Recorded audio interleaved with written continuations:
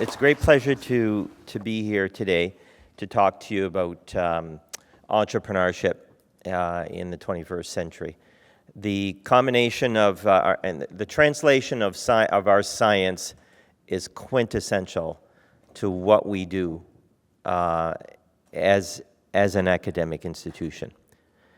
We are probably the most educated population among number one, number two. There's a report that just came out last week on entrepreneurship and the Canadian landscape in the world. But yet we trail behind, well behind the G20, and somewhere in the pile of top 50 of societies that elect to move their innovation. We heard about science this morning. We heard some very exciting mRNA diagnostic work, very exciting work in the flash talks, and many others. And unless we start adopting, and we all have a role to play in this translational game, we will start to falter. Our GDP is already on the decline. And if our GDP is on the decline, then our funding for our grant councils are on the decline. And then our innovation, our ability to innovate at a pace with the world is on the decline. You can clearly see the vicious cycle. For the trainees in the room, 8 out of 10 of you will go to industry. And that's being generous. Actually, it's more like 15% of our scientists trained move to academia. So the conversation is really timely and very important. We're very lucky here in Toronto right now at this point in time that there exists a very vibrant ecosystem, an ecosystem that has the ability to impact the medical technologies market, which is fairly large. As you can see here, $420 billion a few years ago, growing at 5%. The molecular therapeutics market that is growing at 25%, while it was smaller 6 years ago. That number has mushroomed and is continuing to rise dramatically globally. Our competitors are global, and they're seeking our technologies and very interested in, but why not us participate in it? This is killing us. The lack of speed that we bring innovative and efficient technologies is killing us fiscally at the national level. In the US, we spend 1 out of every $5 on healthcare. Just think of all the other sectors from transportation, food, agriculture, entertainment, you name it. Health occupies 1/5 of their GDP. And we're not much better in Canada. We spend 1 out of every $10 on health. So there's lots of opportunity for improving efficiencies in the system to impact hospitals, diagnostic, community health in so many different sectors. Huge opportunity. And the mindset of the entrepreneur, though, must be focused on paying attention to what is really need. We do a lot of great science, and quite often we get caught into the quagmire of trying to force the science into a workflow, into a clinical workflow that's just not scalable, just not practical. So before we move to attempt to take our science off the shelf, before we ask the next question, before we create the next hypothesis, it's worthwhile going out and talking to 20, 40 different people in the field, clinicians, patients, manufacturers, regulatory experts. It's not going to hurt you to gather that information. I think that it came up in the mRNA talk earlier on that go Google. Yeah, do Google, but also go and talk to a lot of people.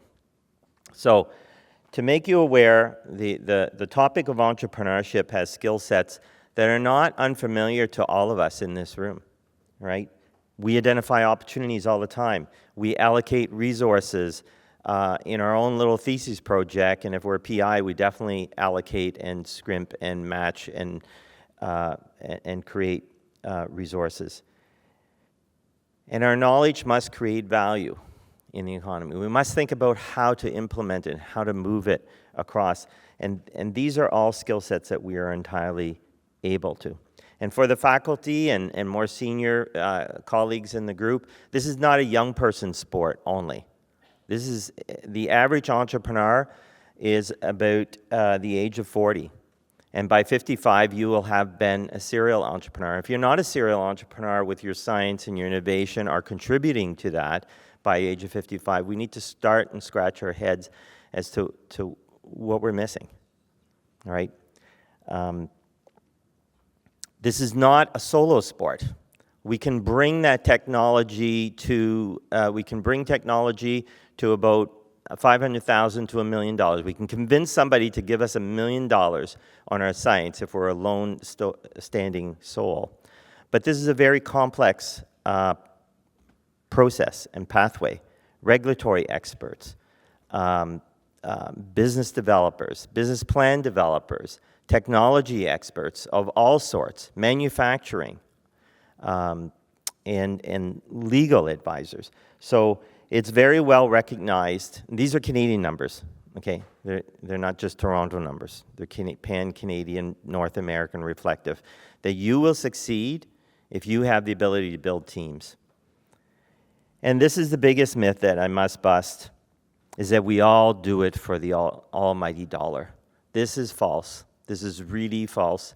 Most of us do it to impact society, to see our science make people's lives better, and for us to grow. And then 27% of us do for a personal experience. So a very small amount of us chase the dollar. Now, we create money. It has to be money generating because it has to be sustainable. With 40 million people in this country, we will not sustain a growth machine. So you do have to make money, but that's not the driver. So in the Health Innovation Hub, and we're one of 12 commercial accelerators, we focus on these 10 fundamental points, which are critical to bringing innovation to the market. First, understand the problem. Second, understand and be sure that there's value created. Don't go down that path if you are not going to change the value in the chain, in the flow work. I already mentioned team is the biggest reason for failure of early startups. So focus on team. Make sure everybody's impassioned by the mission and understand the gaps that you have and go find resources to fill them up. The technology and solution is important, and most of us as academics think that what we've created in the lab is the singular golden element to entrepreneurship. It's important.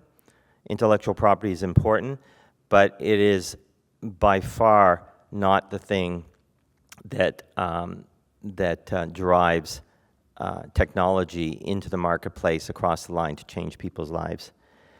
Fiscal, financial, milestone-driven. In academia, my own research career, I've spent 30 years working on vascular grafts. I can dream, I can have all that time, but in industry, you do not have that time. You have a finite period of time. If you're not driven by a date and a major milestone, then it doesn't go forward. So these are fundamentals that are important.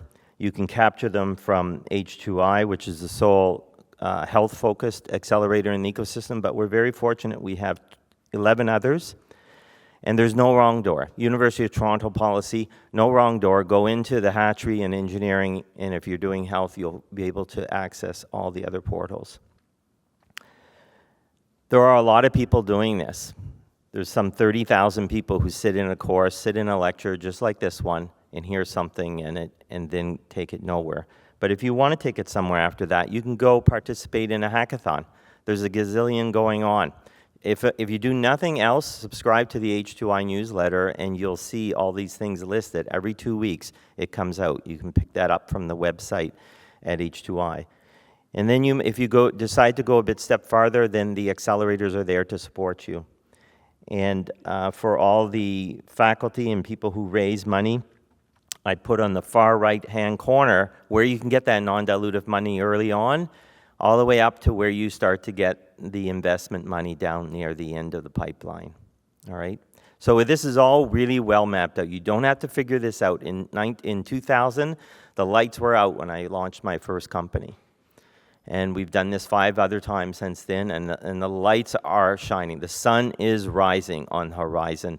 There is an ability to engage with resources. So the mission at H2I is pretty simple: enable, educate, partner, and facilitate.